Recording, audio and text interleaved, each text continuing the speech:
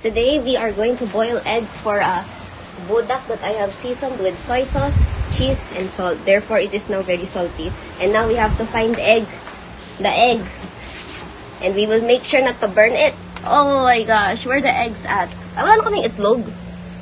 Oh, maybe I should just find the nearest guy around. Girl, actually, pinaprocess ko rin yun while I was making it. I was like, hey, maybe I should add like only 1 teaspoon of soy sauce. Dinagdagan ko ng 3.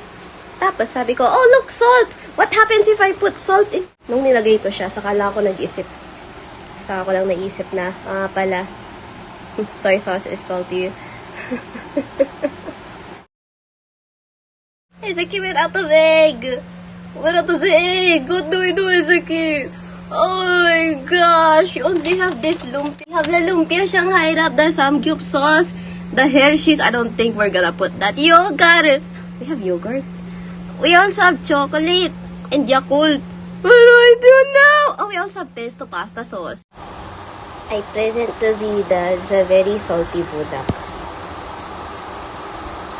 I know, it's salty because it reminds me of my mentor Ezeki's salty remarks to my chefness.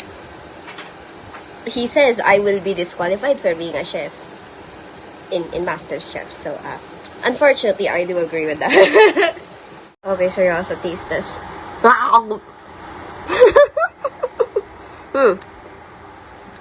Sarap naman.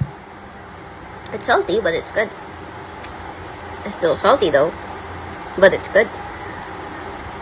Yeah, I'm stupid.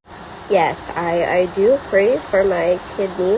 Spicy, salt, along with soy sauce and cheese. They're both salty. Hindi ko alam kung bakit last minute ako nag-iisip. So yun, it burns my tongue. It burns my throat. But that's okay, we have yogurt, it's fine.